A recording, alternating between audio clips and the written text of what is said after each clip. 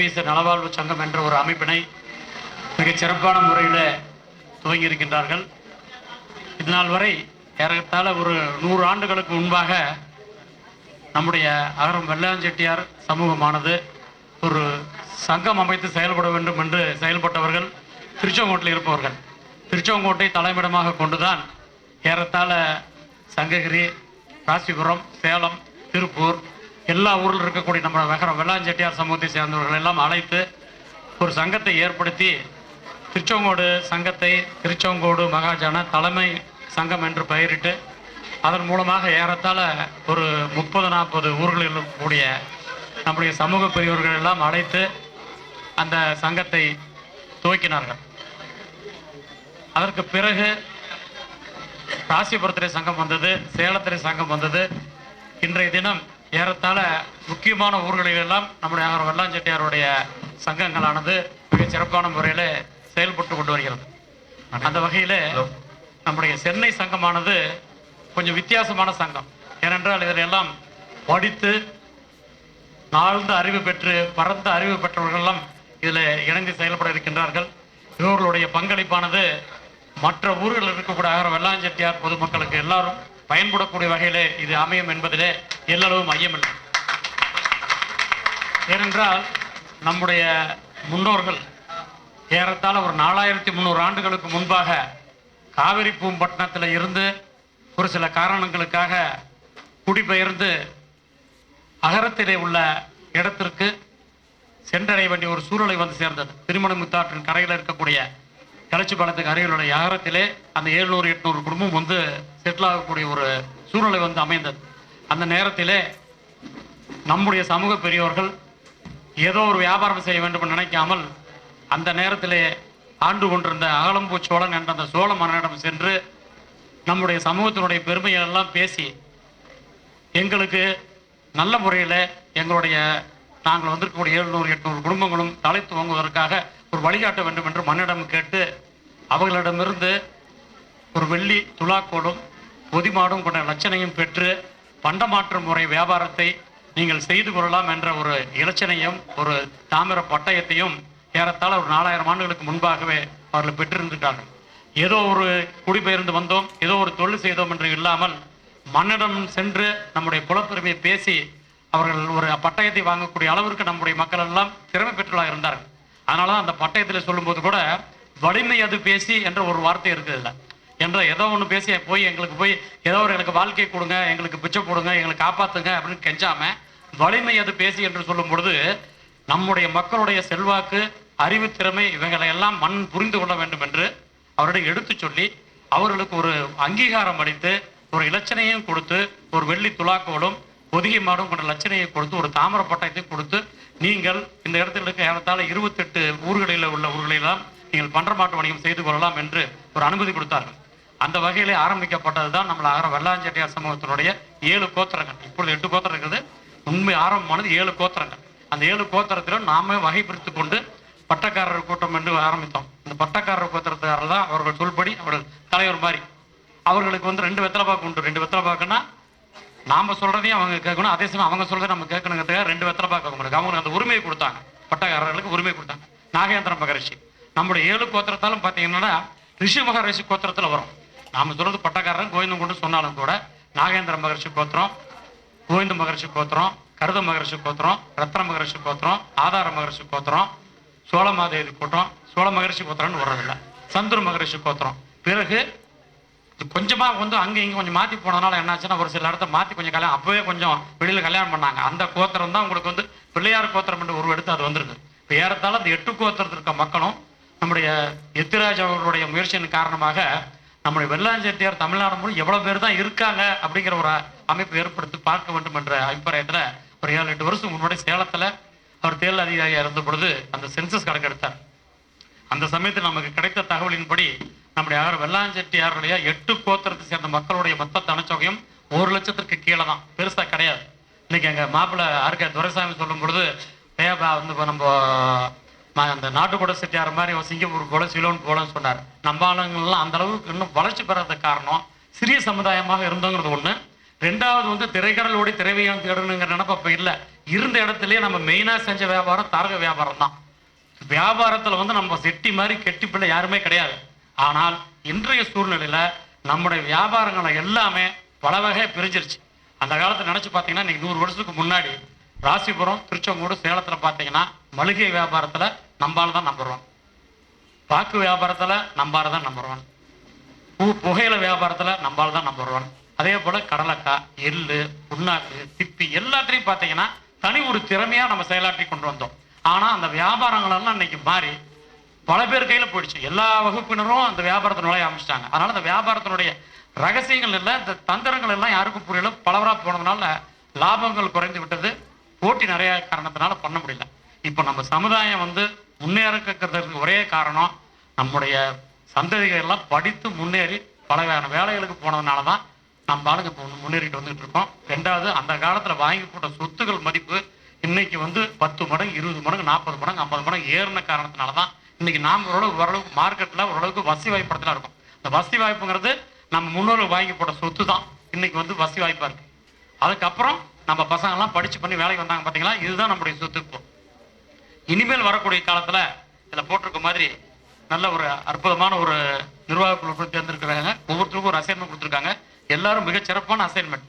நம்முடைய அகர வெள்ளாஞ்செட்டி கோத்திரத்திலே பார்த்தீங்கன்னா நல்ல வகுப்பு, நல்லா படித்து முன்னுக்கு வந்து நிறைய பேர் இருந்தாலும் கூட, வேலையில் இருந்தாலும் கூட சிறப்பான முறையில் நேர்மையாக பணியாற்ற நிறையா இருக்காங்க. அதில் முதல் உதாரணம் என்னுடைய சின்னமாமனார் மரியாதைக்குரிய உமாபதி செட்டியார். அவர் டெப்டி கலெக்டராக இருந்த பொழுது நேர்மையாக கடைசி வரைக்கும் நேர்மையாக இருந்து பணியாற்றியவர். தவறாக ஒரு வாரத்தை பேச மாட்டார். ஆண்டவர் குடும்பத்துக்கு மிகச்சிறப்பான முறையை பேரை வாங்கி கொடுத்தார். அதே போல் இன்னைக்கு நம்முடைய சம்பத் அவர்கள் நேர்மையாக பணியாற்றி ஓய்வு பெற்றிருக்கார். அவரை நான் பாராட்டுறேன்.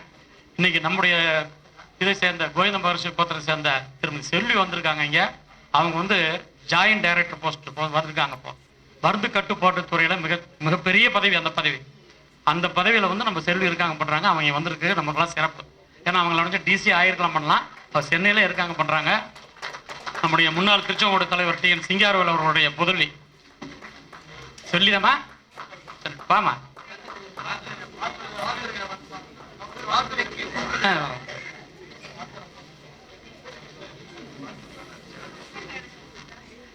ஜேடி யாருன்னா ஏடி அசிஸ்டன்ட் டைரக்டர் மருந்து கட்டுப்பாடு துறையில் ஒரு சிறந்த பதவி. இவரும் ஏறத்தாழ கிட்டத்தட்ட 30-32 வருஷம் பணியாற்றிருப்பாங்க. 30 வருஷம் பணியாற்றுறேன். நேர்மையான அதிகாரி. அதே முக்கியமாக சொல்லணும். நம்ம மருந்து கட்டுப்பாடு துறையிலையும் சரி, வருவாய் துறையிலையும் சரி, நேர்மையாக பணியாற்றுவது என்பது சிரமமான காரியம் இல்லை. அது மாதிரி பக்குவப்படணும். அந்த பக்குவம் வர்றதுக்கு எல்லாத்துக்கும் வராது. அந்த பக்குவத்தை அந்த அம்மா பெற்றிருக்கு. அதே போல் நம்முடைய தம்பி சம்பத் பெற்றிருக்கார். என்னுடைய மாமனார் ஒரு உமாவதி பெற்றிருக்கார். அந்த மாதிரி பலவரும் உங்களுக்கு வந்து நம்மளுடைய சமுதாயத்தில் வந்து இருக்கப்பட்டவங்க பூரா நேர்மையாக இருக்காங்க. அதே போல் என்னுடைய அருமை தம்பி மரியாதைக்குரிய எஸ் தியாகராஜன் CTO கடைசி வரை நேர்மையாக பணியாற்றிய ஒரு அதிகாரி. எந்த விதமான ஒரு பிறகுக்காக எதிர்பார்க்காமல் இன்றைக்கும் சாதாரண ஒரு சைக்கிளில் சென்று கொண்டு வந்து இன்னைக்கு அகரம் சென்றாய பெருமாள் கோயிலுடைய திருப்பணி அத்தனையும் முன்னின்று செய்து கொண்டிருக்கின்றார். அதேபோல் நம்முடைய சேலம் அகரம் மகளில் மக்களை கொண்டவங்களுக்கு தேர்தல் அதிகாரியாக இருந்து கொண்டிருக்கிறார். அவருக்கு இந்த நேரத்தில் வாழ்த்து தெரிவிக்க கடமைப்பட்டிருக்கின்றார். அதே போல நம்முடைய சமுதாயத்தை சேர்ந்த நம்முடைய மரியாதைக்குரிய துரைசாமி அவர்கள் அவர் கடவுள் பற்ற அதிகமாக இல்லை. ஏன்னா முதல்ல நான் கேட்டிருக்கேன் நான். ஆனால் கல்விக்கு எவ்வளவு வேணாலும் செய்யணும்னு செய்வார் அவர். ஒரு மாணவர்கள் முன்னேற வேண்டும், வாழ்க்கையில் வந்து நல்ல முறையில் முன்னேறனா கல்வி தான் கை கொடுக்கும் என்ற அடிப்படையில் கல்விக்கு முக்கியத்துவம் கொடுத்து அதன் மூலம் சாதனையாளர் விருது பெற்றவர் மரியாதைக்குரிய துரைசாமி அவர்கள். அவரும் பாராட்டப்பட்டவர் தான். உயர்கள் நிதிக்கு முதல்ல ஆரம்பிச்சு திருச்செங்கோட்டில் வந்து சேலத்தில் 1 லட்சம் ரூபாய் கொடுத்துருக்காரு பண்ணிருக்காரு. அது மட்டும் இல்லை, வருஷம் ஏதாவது செஞ்சுட்டு தான் இருக்காரு. இந்த வயதில் ஒவ்வொரு வருடமும் வந்து உங்களுக்கு வந்து கல்வியான வந்து பரிசுகள் கொடுக்கும் பொழுது இவர் வந்து இருந்து இந்த நிகழ்ச்சியை சிறப்பிச்சுட்டு போறார். வருஷம் வர சேலம் அகரமாலுக்கு. அவருக்கு நம்ம சேலம் அகரமாலின் சார்பில் நன்றி தெரிவித்துக் கொள்ள கடமைப்பட்டிருக்கின்றேன். அடுத்தபடியா நம்ம சென்னை பத்தி சொல்லணும். சென்னையில 1956-57 ஆண்டுல தான் என்னுடைய சின்னமாமனா மரியாதைக்குரிய கிருஷ்ணசாமி செட்டியார் அவர்கள் சென்னையில ஆண்டோ எலக்ட்ரிக் சோர்ஸ் ஆரம்பிக்கிறாங்க. அதுக்கு முன்னாடிலாம் நம்ம ஆளுங்க வந்தாங்கன்னா வேலைக்காக வந்து இருந்திருப்பாங்களே தவிர வியாபார நிமித்தமாக முதல் சென்னையில குடியேறிய ஒரு குடும்பம் என்று சொன்னால் ஆண்டவர் குடும்பம் தான். அந்த குடும்பத்தில் இருந்து வந்தவர்கள் எல்லாம் சென்னை அதுக்கப்புறம் தான். ஆமாம், அதுக்கப்புறம் தான் அது செல்லம் தெரிந்தார் பண்ணார். அப்படி ஆண்டவர் இதில் வந்தது அவங்க பண்ணாங்க. அதுக்கடுத்து வந்தாங்க புது விதமான தொழில் ஏற்படுத்தணுங்கிற ஒரு ஆர்வத்தில் வந்தவங்க. அவங்களாம் எனக்கு இன்ஸ்பிரேஷன்.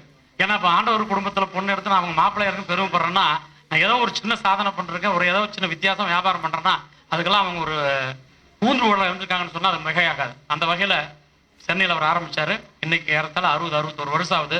61 வருஷத்தில் அவர் சென்னையை பொறுத்த வரைக்கும் அவர் இருந்த வரைக்குமே நம்முடைய சமுதாய மக்களில் சொந்த பந்தம் கூட, அவங்க சொந்த பந்தமே ஏறத்தாழ 100-120 டிக்கெட் இருக்கும், 7 குடும்பத்தில் சேர்த்தா கொடுத்தது கட்டினதெல்லாம் இருந்த போதிலும் வேற யார் வந்தாலும் முகம் சுளிக்காம அவங்களுக்கு விருந்தளித்து, வைத்தியத்துக்கு வரவங்க யாரா இருந்தாலும் அவங்களுக்கு ஆஸ்பத்திரிக்கு போறதோ, அவங்களுக்கு உண்டான பத்திய சாப்பாடு செஞ்சுறதோ, இந்த மாதிரி செய்யக்கூடியது யாருமே செய்ய முடியாது. அந்த மாதிரி வள்ளல்னா உண்மையான வள்ளல் அவர் தான்.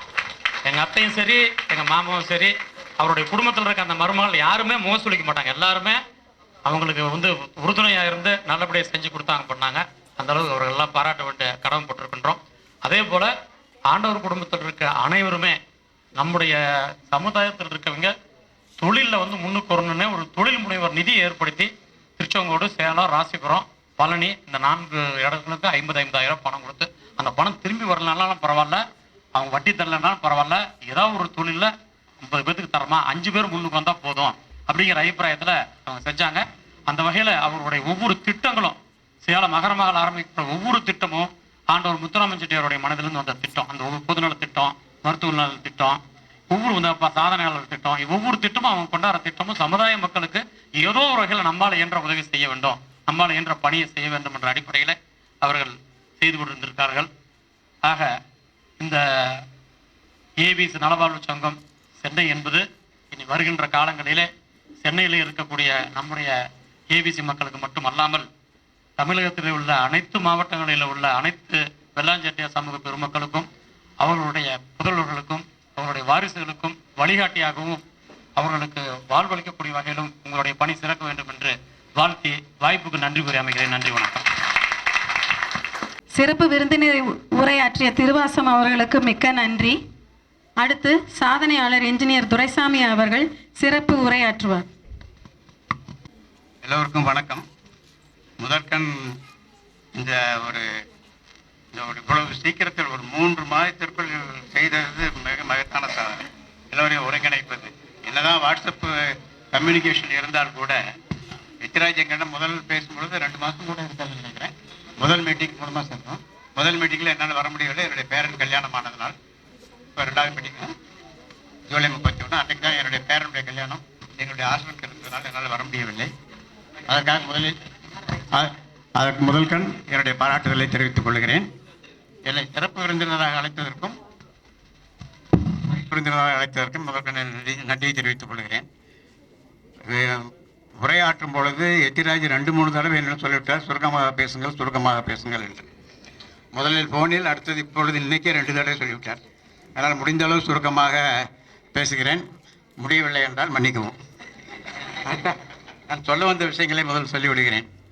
முதலில் இப்போ நம்ம வெளியூர்களிலிருந்து எல்லா ராசிபுரம், திருச்செங்கோடு எல்லாம் வந்திருக்காங்க. சேலத்திலிருந்து ரெப்ரசன்டேஷன் கம்மி, பாஸ்கரெல்லாம் இல்லை. நாமக்கல்லிருந்து யாருமே இல்லை. ஒரு 4-5 நாட்களுக்கு முன்னால் நாமக்கல் டாக்டர் நடராஜனுடைய தம்பி மனைவி மாலதி அவர்கள் என்னிடம் ஃபோன் பண்ணி, இந்த மாதிரி உங்கள் மெட்ராஸில் மீட்டிங் நடக்கிறத பற்றி உங்கள் பேரெல்லாம் பத்திரிகையில் பார்த்தப்பா, ரொம்ப சந்தோஷப்பட்டேன், அதனால் உங்களை கூப்பிட்டேன் அப்படின்னு சொல்லிவிட்டு, இப்போ தான் எல்லாம் ஆர்கனைஸ் பண்ணி முதல் மீட்டிங் நடந்திருக்குது, 2வது மீட்டிங் நடக்க போது அதில் என்ன போட்டிருக்காங்க அப்படின்னு சொல்லிட்டு இருக்கும் பொழுது, அடுத்தது கொஞ்சம் தயவுசெய்து எல்லாம் கவனியுங்கள், அடுத்தது இடம் வாங்கணுமா என்று கேட்டார்கள். இது யாருக்கும் இங்கே எனக்கெல்லாம் கூட தோணலை. ஆனால் சேலத்தில் ஏதோ ஒரு மீட்டிங்கில் யாரோ அவர் சுகுமாரோ அல்லது பாஸ்கரோ யாரோ சொல்லி கொண்டிருந்தார்கள், சென்னை வந்தால் நம்ம மக்கள் தங்குவதற்கு ஒரு இடம் சொந்தமாகவோ அல்லது வாடகைக்காகவோ பார்க்க வேண்டும் என்று நினைக்கிறோம் என்று சேலத்தில் ஒரு 4-5 வருடங்களுக்கு முன் யார் சொன்னார்கள் என்று நினைவில்லை. நானும் இப்பொழுது இவர் திருவாசகம் சொன்ன மாதிரி இப்போ நான் சேலம்லாம் சரியாக போவதில்லை. ஏன்னா வயதாக இவருக்கு காரணம் பிரயாணங்கள் மேற்கொள்ள முடியவில்லை. அதனால் தவிர்த்து தான் வருகிறேன். 3-4 வருடங்களாகவே நான் சேலத்திற்கு எதுக்கும் போகவில்லை. அப்பொழுது அது சொன்னது ஞாபகம் இருக்குது. அதை கொஞ்சம் மனதில் வைத்து செய்யலை. ஏன்னா ஒரு இடம் வாங்குவது என்பது சென்னையில் மிகவும் அரிதான காரியம். அடுத்தது வாடகைக்காவது பிடிக்க முடியுமா? ஏன்னா இப்பொழுது ஒரு 300 பேர் சேர்ந்திருக்கிறீர்கள், அதனால் செய்ய முடியுமா என்று பாருங்கள். அடுத்தது திருவாசகம் சொன்ன மாதிரி எல்லாரும் படித்தவர்கள். அதற்கு முன்ன வந்து நம்ம செட்டியார் சமூகம் வெறும் தொழில் தான். சேலத்தில் கூட அவர் வந்து ஆயில் மில்லை பற்றி சொல்லலை. ஆயில் மில் அந்த காலத்தில் நான் பெருந்தொழில் வேலை செய்யும் பொழுது கூட ஆயில் மில் நிறையா இருந்துச்சு. அதுக்கப்புறம் பருத்தி வியாபாரம், பஞ்சு இது வியாபாரம், கடல் வியாபாரம் எல்லாம் வியாபாரம் பண்ணிகிட்டு இருந்தாங்க. எங்கள் தாத்தா வந்து திருச்சியில் வந்து வெள்ளமணி வச்சுருந்தார். படிப்பு பற்றி பேசும் பொழுது நான் வந்து பிஇ ஃபஸ்ட்டு சீஃப் இன்ஜினியரிங் பொருள் எனக்கு சாதனையாளர் விருது கொடுத்தாங்களோ ஒழிய அவர் சொன்ன மாதிரி நன்கொடைக்காக கொடுக்கவில்லை. சாதனையாளர் விருது கொடுத்ததுக்கு அப்புறம் தான் நன்கொடை கொடுத்தேன். நான் இல்லை, முதல்ல வந்து ஃபஸ்ட்டு சீஃப் இன்ஜினியர் நம்ம சமூகத்தில் அப்படிங்கிறதுக்காக கொடுத்தது. ஆனால் நான் பிஇ படித்தது 3வது ஆள் தான். எனக்கு முன்னே 2 பேர் படிச்சிருக்காங்க. பவானி பொன்சாமி செட்டியாருடைய மகன் பிபி சிங்காரவேலு ஒன்று, 2வது கேசி கந்தசாமி. நான் 3வதாக படித்தேன். எனக்கு ஏதோ நேரம் ஒத்து வந்ததால் நான் சீஃப் இன்ஜினியர் லெவலுக்கு உயர்ந்தேன். கேசி கந்தசாமி வந்திருக்க வேண்டியது, அவருக்கு நேரம் ஒத்து வரவில்லை. அதனால் அதையெல்லாம் சாதனையாளர் கூட்டத்தில் விரிவாகவே சொன்னேன். 2வது, அவர் நாங்கள் இப்போ கல்வியினுடைய முக்கியத்துவத்தை பேசும் பொழுது நான் முதலில் படிக்க ஹைஸ்கூல் முடித்தவர்கள் படிக்க வேண்டும் என்று சொன்ன பொழுது எங்கள் தாத்தா பழனி செட்டியார் அவர்கள், ஏண்டா ஏதாவது இங்கிலீஷில் எங்கேயாவது தந்தி வந்தால் படிக்கணுன்ட்டு உன்னை எஸ்எல்சி படிக்க வச்சு என்ன மேலே மேலே போகிறேங்கிற அப்படின்னாரு. அப்புறம் வந்து அவர்கிட்ட பிடிவாதம் பண்ணி இது பண்ணி இதுக்கும் திருச்சி டவுன் கல்வியுடைய முக்கியத்துவத்தை தெரிஞ்ச ஊர் தான். அதுலேயே அவ்வளோ கஷ்டப்பட்டு தான் நான் அவர்கிட்ட பிடிவாதம் பண்ணி தான் படிக்கவே வந்தேன். அப்போ வந்து மொத்தம் இருந்தது இன்ஜினியரிங் காலேஜ் 4 தான். பிஹெச்டி கவர்மெண்ட் காலேஜ் 2, கிண்டி 1, கோயம்புத்தூர் 1, பிஹெச்டி 2 செட்டு தான் வெளியே வந்துருச்சு. அண்ணாமலை யூனிவர்சிட்டியில் தான் அவர் பவானி பொன்சாமி செட்டியார் மகன் படித்தது, கேசி கந்தசாமி படித்தது பிஹெச்டியிலேயே. அவர் அங்கேயே இன்டர்மீடியட் படித்தனால அங்கே கிடச்சிது. எனக்கு இதில் வந்து கிண்டி இன்ஜினியரிங் காலேஜில் கிடச்சிது. அதனால் வந்து 4 கல்லூரியில் நாங்கள் எல்லாம் கிட்டத்தட்ட மெரிட்டில் தான் வந்திருக்கோம்னு நினைக்கிறேன். நினைத்து பாருங்கள், இன்றைக்கி 500 கல்லூரிகள், 1,00,000 வேக்கன்சி. எல்லோரும் பெரும்பாலும் ஐடி இன்ஜினியரிங் சம்மந்தப்பட்ட படிப்பு படித்து விட்டு தான் சென்னையில் செட்டில் ஆகியிருக்குன்னு நினைக்கிறேன். அதனால் இதை சொல்கிறேன். எங்கள் காலத்தில் படிப்பினுடைய முக்கியத்துவம் யாருக்கும் தெரியவில்லை. நாங்கள் படிக்க போகணும்னு சொன்னால் எங்களை டிஸ்கரேஜ் பண்ணவங்க தான் நிறையா இருந்தாங்க. அடுத்த ஒன்று. 2வது, நம்ம நடுவில் விட்டு போச்சு. வெளியூர்லேருந்து வந்தவங்க இல்லை, நாமக்கல்லேருந்து யாரும் வரல. கவனிச்சிங்களா? காரணம் என்ன தெரியுன்னா, நானும் இப்போ எனக்கு வந்து இது எப்படி தெரிஞ்சதுன்னா, ஒரு 4 நாளைக்கு முன்னால் வந்து நாமக்கல் டாக்டர் லட்சுமணனுடைய தம்பி மனைவி, அவங்க டாக்டர் நடராஜனுடைய 2வது மகனுக்கு என்னுடைய திருச்சி பொண்ணுடைய மகளை கொடுத்தது. அதனால் அந்த குடும்பத்தில் பழக்கம்னால இந்த மாதிரி பத்திரிகை பார்த்தேன். சேலம் அகரமகால் மகளிரணி யார் வந்திருக்காங்களா? ஏன் மகளிரணிலேருந்து புனிதா இப்போ இருக்கிறது யார்? கரண்ட்டு